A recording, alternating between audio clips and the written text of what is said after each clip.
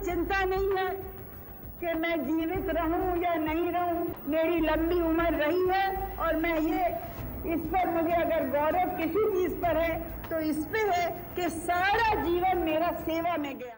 जब तक मुझ में सांस है तब तक सेवा ही में जाए, और जब मेरी जान जाएगी तो मैं कह सकती हूँ कि एक एक खून का खतरा जितना मेरा है वो एक एक खून एक भारत को जीवित करेगा। নমস্কার বন্ধুরা, 31শে অক্টোবর 1984 সাল সকাল প্রায় 9টা বেজে 20 মিনিট রিভলভার থেকে 3টে এবং স্টার্লিং মেশিন গান থেকে 30টি মোট 33টি গুলি গোটা শরীরকে ঝাঁঝরা করে দিল। ধিক ধিক করে হৃদস্পন্দনের সাথে অর্ধমৃত শরীরটি মাটিতে লুটিয়ে পড়ল। সাথে সাথে ভারতবর্ষের বুক থেকে এক নির্ভীক নারীর চিরবিদায় হলো। হ্যাঁ বন্ধুরা, আপনি ঠিকই ধরেছেন, আমি ভারতের আয়রন লেডি শ্রীমতী ইন্দিরা গান্ধীর কথা বলছি। আজকের এই ভিডিওর মাধ্যমে ভারতের প্রাক্তন প্রধানমন্ত্রী শ্রীমতী ইন্দিরা গান্ধীর মৃত্যু রহস্য সম্পর্কে আপনাদের জানানোর চেষ্টা করব।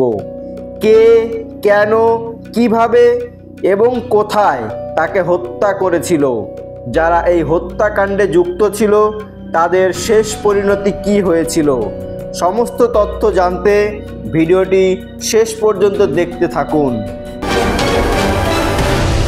31শে অক্টোবর 1984 সাল সকাল 9:30টায় ব্রিটিশ অভিনেতা পিটার উস্তিনভের সাথে একটি ব্রিটিশ টেলিভিশনে প্রধানমন্ত্রী ইন্দিরা গান্ধীর সাক্ষাৎকার দেওয়ার কথা ছিল। সেই কারণে তিনি তৈরি হয়ে 9:20 নাগাদ প্রধানমন্ত্রীর বাসভবনের উদ্যান পথ ধরে হেঁটে যাচ্ছিলেন। তার সাথে ছিলেন কনস্টেবল নারায়ণ সিং, ব্যক্তিগত নিরাপত্তা কর্মকর্তা রামেশ্বর দয়াল এবং ব্যক্তিগত সচিব RK ধাওয়ান।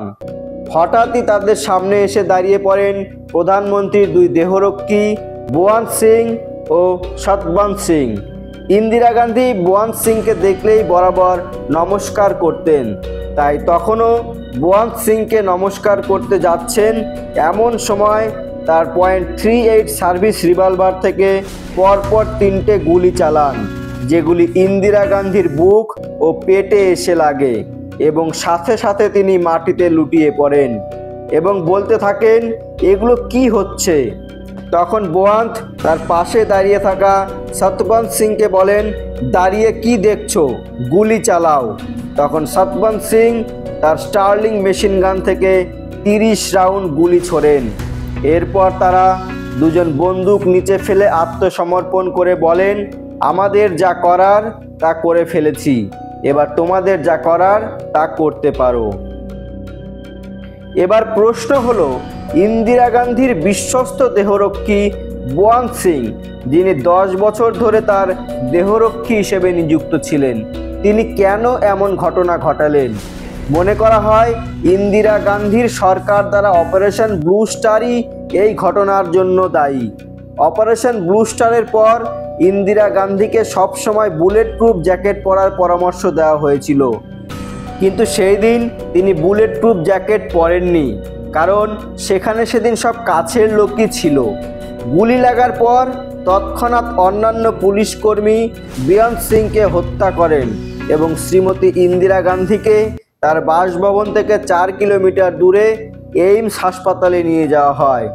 বেশিরভাগ গুলি তার শরীর ভেদ করে বেরিয়ে গেলেও 7টি গুলি শরীরে আটকে ছিল।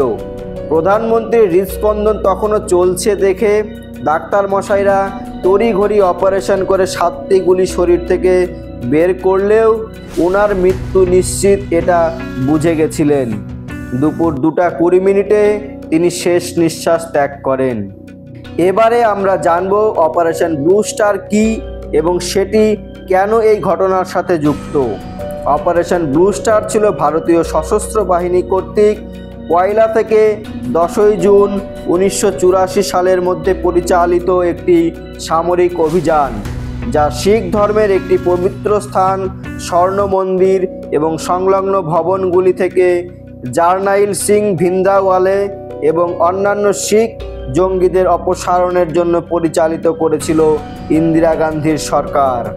1973 সালে শিখ কর্মীরা ভারত সরকারের কাছে পাঞ্জাবকে পৃথক এবং স্বায়ত্ত শাসনের জন্য দাবি পেশ করেন এবং ভারত সরকার তা প্রত্যাখ্যান করে দেন। এরপর 1982 সালে ভিন্দ্রানওয়ালে শিখ ধর্মের কথিত শত্রুদের অর্থাৎ হিন্দুদের পাঞ্জাব থেকে নির্মূল করতে সন্ত্রাসবাদের আশ্রয় নেন। ভারত সরকারের গ্রেপ্তারি এড়াতে তিনি পাঞ্জাবের স্বর্ণ মন্দিরে লুকিয়েছিলেন। তাকে হত্যা করতে গিয়ে বহু নিরীহ শিখ সহ ভারতীয় সেনা মারা যান এবং স্বর্ণ মন্দিরের একাংশ ক্ষতি সাধন হয়। শিখরা এই অপারেশন ব্লু স্টারকে তাদের ধর্মের বিরুদ্ধ বলে ধরে নেন এবং শিখ সম্প্রদায় ভারত সরকার তথা ইন্দিরা গান্ধীর ওপর ক্ষিপ্ত হয়ে ওঠেন। এই ঘটনার প্রায় 6 মাস পর তার দেহরক্ষী তাকে গুলি করে হত্যা করে শিখদের ওপর ঘটা ঘটনার বদলা নেন, কারণ ইন্দিরা গান্ধীর এই 2 দেহরক্ষী শিখ সম্প্রদায়ের মানুষ ছিলেন। ইন্দিরা গান্ধীর মৃত্যুর খবর প্রকাশ্যে আসতেই দেশ জুড়ে উত্তাল আন্দোলন শুরু হয়। পরবর্তী 4 দিনে প্রতিশোধমূলক সহিংসতায় সহস্রাধিক শিখ নিহত হয়। ভারত সরকার পতাকা অর্ধনমিত রেখে 1 নভেম্বর থেকে 12 নভেম্বর পর্যন্ত একটি জাতীয় শোক পালনের নির্দেশ দেয় এবং বিনোদন এবং সাংস্কৃতিক অনুষ্ঠান অফিসগুলি কয়েকদিনের জন্য বন্ধ রাখা হয়। 3রা নভেম্বর ইন্দিরা গান্ধীকে পূর্ণ রাষ্ট্রীয় মর্যাদায় দাহ করা হয়। এরপর সতবন্ত সিং এবং সহ ষড়যন্ত্রকারী কেহর সিংকে মৃত্যুদণ্ড দেওয়া হয়। উভয়ের মৃত্যুদণ্ড 6 জানুয়ারি 1989 সালে কার্যকর করা হয়েছিল।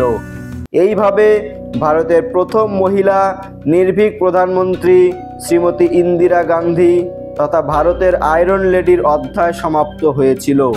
এই ছিল আজকের ভিডিও। আপনাদের মূল্যবান মতামত অবশ্যই কমেন্ট বক্সে জানাবেন। ভিডিওটি ভালো লাগলে একটা লাইক করবেন আর এই রকম গুরুত্বপূর্ণ ভিডিও দেখতে চ্যানেলটিকে সাবস্ক্রাইব করে রাখবেন। সকলে ভালো থাকবেন। ধন্যবাদ।